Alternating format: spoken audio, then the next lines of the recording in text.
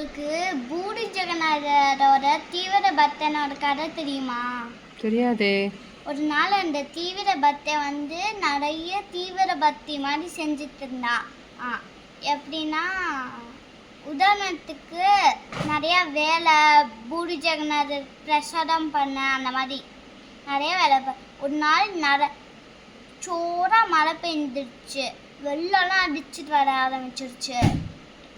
அந்த கோயில் கோபுரத்து மேலே ஒரு ஃப்ளாக் இருந்துச்சு. அந்த கோயிலோட ஃப்ளாகு அது ஒரு மாதிரி தடுமாற ஆரம்பிச்சிருச்சு, கீழே விழுகிற மாதிரி.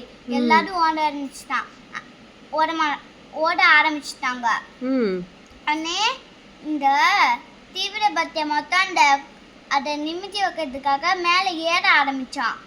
அந்த கோபுரத்து மேலே அந்த தண்ணி பெஞ்சு வழுக்கிறதுனால அவன் கீழே விழுந்துட்டான் ஒரு கட்டத்து மேலே. உடனே மேலிருந்து கருப்பு கலர்ல ஒரு கை அவனை தூக்கி விட்டுச்சான். நெக்ஸ்ட் அப்படியே மேல அந்த கொடியை சொருகிட்டு அப்படியே கீழே போயிட்டான். அந்த பூரி ஜெகநாதர் நீ மட்டும் டெய்லி இந்த கோபுரத்து மேல ஏறி அந்த கொடியை நட்டாக்கலைன்னா இந்த கோயில் அப்படியே மூடிதான் இருக்கணும்னு பூரி ஜெகநாதர் சொல்லிட்டாங்க.